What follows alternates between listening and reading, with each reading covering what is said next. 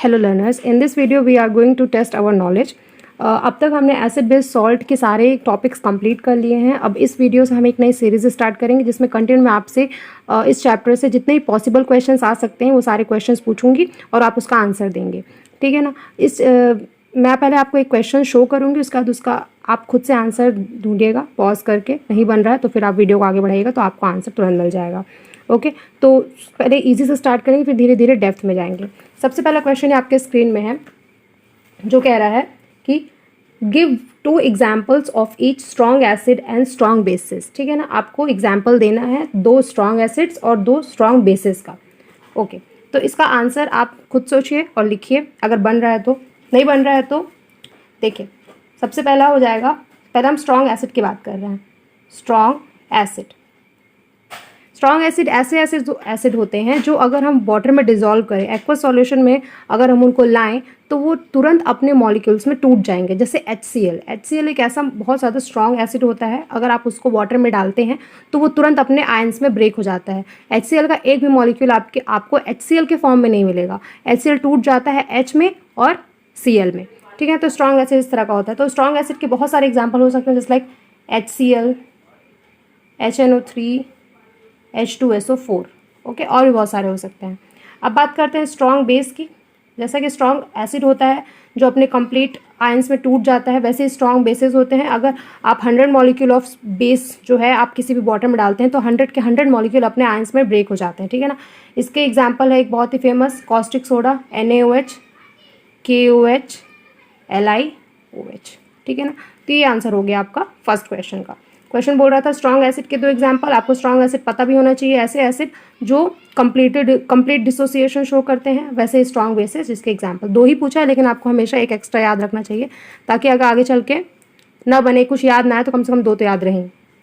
Okay, now second question is आपके screen में है, name 3 acids obtained from natural resource.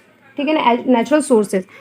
आपको 3 एसिड्स का नाम लेना है जो नेचुरली हमें अपने अर्थ से मिलता है, ठीक है ना। हमने जाना था 2 तरह के एसिड्स होते हैं, एक होता है ऑर्गेनिक एसिड और एक होता है मिनरल एसिड। जो मिनरल एसिड होते हैं वो काफ़ी ज़्यादा स्ट्रॉन्ग होते हैं और उनको हम ऑर्गेनिक नहीं बोलते। ऑर्गेनिक एसिड्स वो होते हैं जो आपको जनरली लिविंग ऑर्गेनिज्म से मिलते हैं, ठीक। तो इसके एग्जाम्पल आपको 3 बताने को बोला गया। मैं आपके सामने कम से कम 4-5 रखूँ ताकि आपको आसानी से। सबसे पहले आता है एसिटिक एसिड। एसिटिक एसिड ये कहाँ से मिलता है? विनेगर से मिलता है, ओके। इसका फॉर्मूला क्या था? CH3COOH, ठीक। दूसरा आता है सिट्रिक एसिड।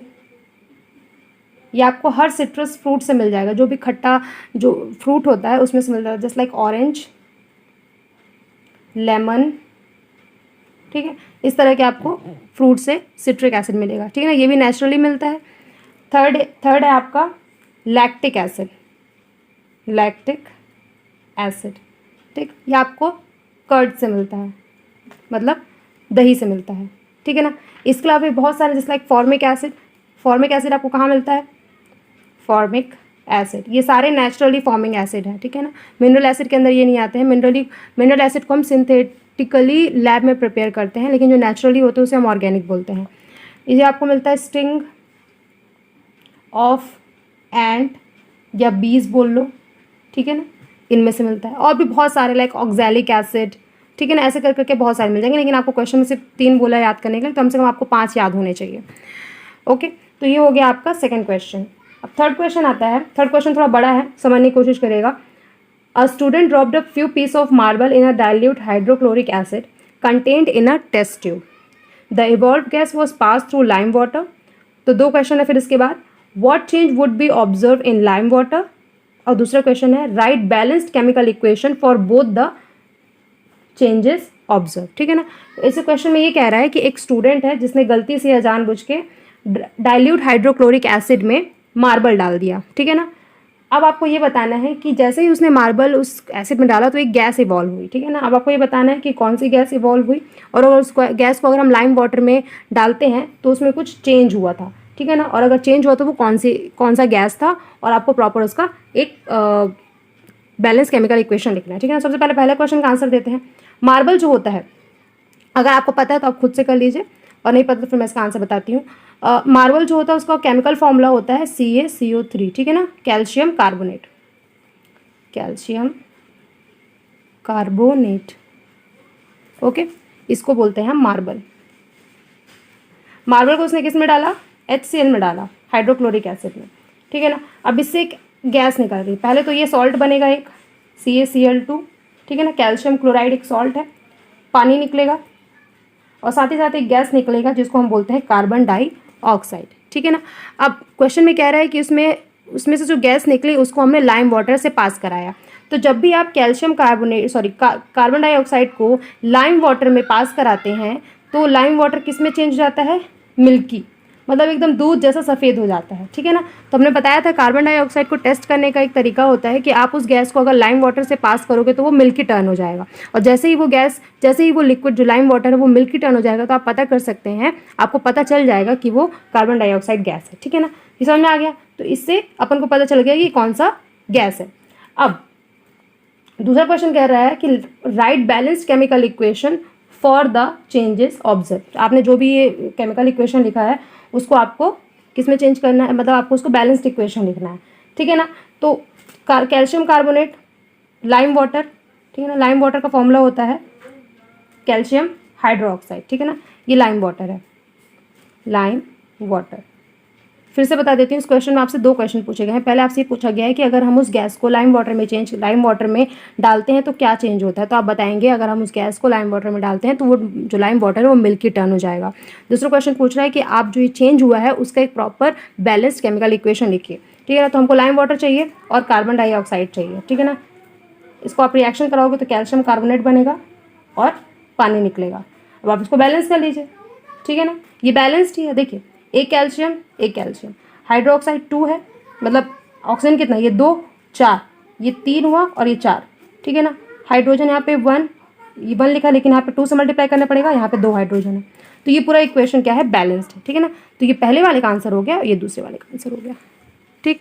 तो इस तरह से आप सॉल्व कर सकते हैं, ठीक है ना।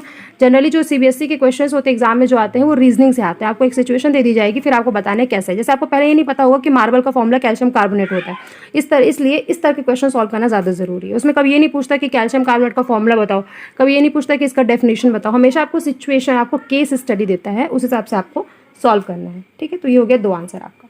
नाउ नेक्स्ट क्वेश्चन इज, ये आपके स्क्रीन में रहा, during summer season a milkman usually adds a very small amount of baking soda to fresh milk. Give one reason. ये क्वेश्चन कह रहा है कि जब गर्मी का सीज़न होता है तो जो दूध बेचने वाले लोग रहते हैं उन लोग क्या करते हैं, जो भी उन लोग गाय से या भैंस से मिल्क निकालते हैं उसमें थोड़ा सा बेकिंग सोडा डाल देते हैं, ठीक है ना। बेकिंग सोडा मैंने आपको पढ़ाया है, बेकिंग सोडा क्या होता है, एक तरह का बेस होता है, ठीक है ना। बेकिंग सोडा उन्होंने डाला, ठीक है ना, NaHCO3 that is baking soda only डाल देते हैं मिल्क में। तो ऐसा वो क्यों करते हैं, इसका रीज़न क्या है, ठीक है ना। तो इसका आंसर आप खुद सोचिए, मैंने आपको इसके पहले भी इसका मतलब बता चुकी हूँ, खुद सोचिए इसका रीज़न क्या होगा। उन लोग मिल्क में क्यों डालते होंगे बेकिंग सोडा। बेकिंग सोडा क्या होता है, एल्कलाइन बेस होता है, एल्कलाइन नेचर का होता है, मतलब बेसिक नेचर होता है। मिल्क में जो लैक्टिक एसिड रहता है पहले वो लैक्टोज के फॉर्म में प्रेजेंट रहता है, लैक्टोज, ओके। लैक्टोज जो होता है वो पहले कार्बोहाइड्रेट रहता है, लैक्टोज क्या है, एक शुगर है। अब जैसे ही गर्मी बढ़ती है, गर्मी में क्या होता है, बैक्टीरिया जो होता है, बैक्टीरिया या जो भी माइक्रो ऑर्गेनिज्म रहते हैं वो क्या करते हैं, गर्मी में अपनी संख्या को बढ़ाते हैं और जितने भी लैक्टोज रहते हैं उसको लैक्टिक एसिड में चेंज करने की कोशिश करते हैं। और अगर लैक्टोज से लैक्टिक एसिड में चेंज हुआ मतलब वो जो मिल्क है वो कर्ड में चेंज हो रहा है, ठीक है ना। मिल्क जो होता है उसमें लैक्टोज होता है, लेकिन जब वो लैक्टिक एसिड में चेंज होता है तो वो कर्ड बन जाता है, ठीक है ना। तो ये कर्ड में चेंज करने का काम कौन कर रहे हैं, अंदर जो प्रेजेंट है उसके बैक्टीरिया, ठीक है ना। बैक्टीरिया हम जानते हैं कौन से बैक्टीरिया लैक्टिक एसिड बनाते हैं, ठीक है ना। अब देखिए, अब इसको हम नहीं चाहते कि मिल्क हमारा कर्ड में चेंज हो, तो हम क्या करेंगे, इस एसिड को न्यूट्रलाइज करने की कोशिश करेंगे। जो लैक्टिक एसिड बन रहा है, क्योंकि माइक्रो ऑर्गेनिज्म को रोकना थोड़ा मुश्किल है, लेकिन आप ये कर सकते हैं कि जो वो लैक्टिक एसिड बना रहे हैं उसको आप न्यूट्रलाइज कर सकते हो। तो न्यूट्रलाइज एसिड को न्यूट्रलाइज करता कौन है, बेस, ठीक है ना। तो ऊपर से हम बेकिंग सोडा डालते हैं, क्योंकि बेकिंग सोडा एडिबल है, हम खा भी सकते हैं, कोई दिक्कत नहीं है।